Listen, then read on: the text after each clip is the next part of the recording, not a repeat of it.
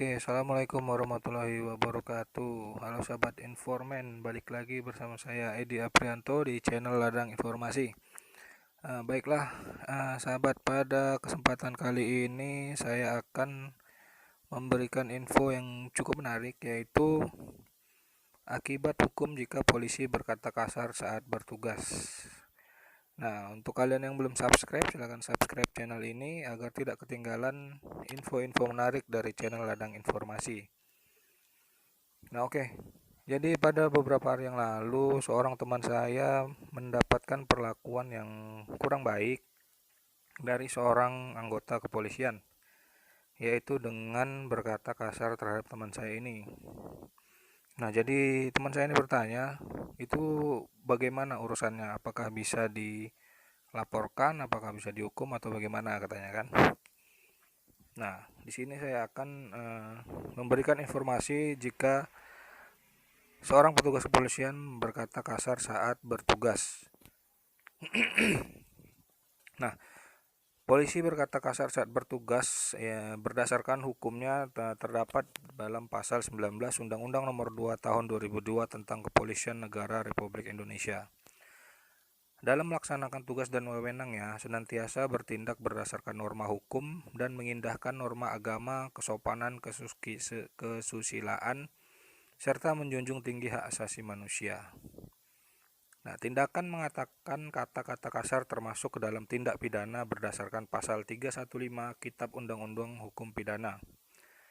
Tiap-tiap penghinaan dengan sengaja yang tidak bersifat pencemaran atau pencemaran tertulis yang dilakukan terhadap seseorang, baik di muka umum dengan lisan atau tulisan, maupun di muka orang itu sendiri dengan lisan atau perbuatan, atau dengan surat yang dikirimkan atau diterimakan kepadanya, diancam karena penghinaan ringan dengan pidana penjara paling lama 4 bulan 2 minggu atau pidana denda paling banyak 4,5 juta rupiah. Nah, menurut R. Susilo dalam bukunya Kitab Undang-Undang Hukum Pidana atau KUHP, serta komentar-komentarnya lengkap pasal demi pasal, yaitu halaman 228, mengatakan bahwa jika penghinaan itu dilakukan dengan jalan lain selain menuduh suatu perbuatan, misalnya dengan mengatakan anjing, asu, sundel, bajingan, dan sebagainya, masuk dalam pasal 315 KUHP yang dinamakan penghinaan ringan. Nah, agar dapat dihukum, kata-kata penghinaan itu baik lisan maupun tulisan harus dilakukan di tempat umum. Nah, yang dihina tidak perlu berada di situ. Apabila penghinaan itu tidak dilakukan di tempat umum, maka supaya dapat dihukum harus memenuhi aspek yang pertama, A, dengan lisan atau perbuatan, maka orang yang dihina itu harus ada di situ melihat dan mendengarnya sendiri. Yang B, bila dengan surat atau tulisan, maka surat itu harus dialamatkan atau disampaikan kepada yang dihina.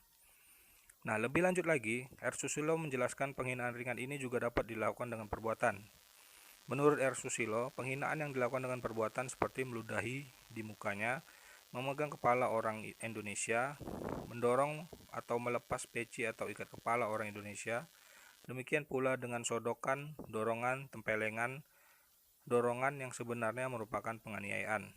Tetapi bila dilakukan dengan tidak seberapa keras, dapat menimbulkan pula penghinaan.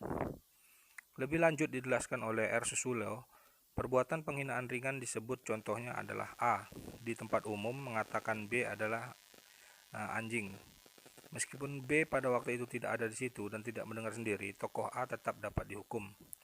Berdasarkan penjelasan di atas, jika polisi dan yang bersangkutan menggunakan kata kasar, maka dapat dikatakan termasuk perbuatan penghinaan ringan. Nah, jika kita berpedoman pada Kode Etik Kepolisian dalam pasal 4 Peraturan Kepala Kepolisian Negara Republik Indonesia Nomor 14 Tahun 2011 tentang Kode Etik Profesi Kepolisian Negara Republik Indonesia, membagi ruang lingkup etika polisi menjadi A. Etika kenegaraan, B. Etika kelembagaan, C. Etika kemasyarakatan, dan D. Etika kepribadian.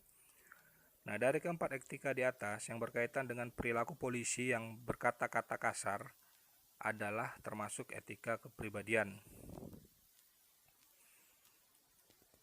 Nah, dijelaskan bahwa etika kepribadian adalah sikap perilaku perorangan anggota Polri dalam kehidupan beragama, kepatuhan, ketaatan, dan sopan santun dalam kehidupan berkeluarga, bermasyarakat, berbangsa, dan bernegara.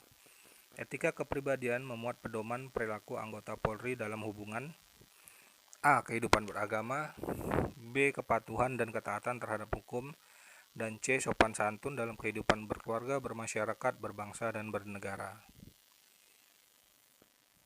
Nah, berarti apabila anggota kepolisian melontarkan kata-kata kasar kepada Anda, dapat segera dilaporkan ke Sentra Pelayanan Kepolisian atau SPK pada kantor polisi terdekat, sehingga dapat diproses menurut hukum acara yang berlaku di lingkungan peradilan umum dan kemungkinan polisi tersebut bisa dipidana. Sedangkan untuk proses pelanggaran kode etik yang diduga dilakukan akan ditindaklanjuti secara terpisah oleh Divisi Profesi dan Pengamanan Polri, yaitu Divpropam Polri. Nah, oke lah, itulah informasi tentang apabila polisi menggunakan kata-kata kasar di saat bertugas kepada Anda. Nah, apabila Anda juga membalas kata-kata kasar polisi tersebut, maka Anda juga dapat dipidana berdasarkan pasal 315 KUHP karena Anda telah sama melontarkan perkataan kasar yang termasuk ke dalam penghinaan ringan. Nah, jadi saya memberikan saran kepada teman saya tersebut agar bagaimana ya, agar harusnya masalah ini tuh tidak ditanggapi secara serius sampai ke jalur pidana. Seharusnya masalah ini hendaknya diselesaikan dengan kepala dingin dan kekeluargaan. Ya, selagi bisa berdamai dan dengan cara yang baik-baik, kenapa enggak ya kan, daripada harus ke pidana. Dua-duanya menurut saya akan rugi dan akan kehabisan banyak waktu nantinya. Nah, tetapi apabila memang sudah harus ke sana, ya sudah, karena jalur pidana ini merupakan jalan terakhir atau ultimum remedium. Nah, jadi itulah sedikit informasi tentang hukum-hukum yang akan dikenakan apabila seorang anggota kepolisian berkata kasar kepada Anda saat dalam bertugas. Nah, semoga bermanfaat. Saya akhiri dengan wabillahi taufiq wal hidayah. Assalamualaikum warahmatullahi wabarakatuh. Ciao.